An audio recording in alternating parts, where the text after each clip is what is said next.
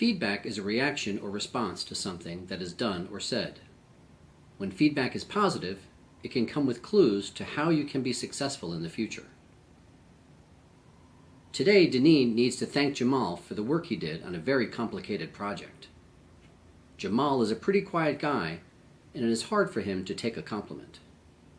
Jamal, I really want to thank you for your work last week on the outreach project. It was so successful, and I don't think we could have pulled it off without you. Thanks, Danny. No, Jamal, I mean it. There were a lot of pieces to this project. You figured it out pretty much on your own, what needed to get done first, and that was very helpful. Well, it was kind of difficult at first.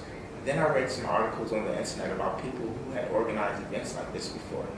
And then I asked Tyreek if he thought those were good things to do. Remember that you are in control over how you receive feedback. Whether it's positive or negative, you should be listening to what the other person says and showing that you are listening. It's good to look at the person who's speaking to you and nod your head in agreement, or say thanks when it's appropriate. That was very smart, Jamal.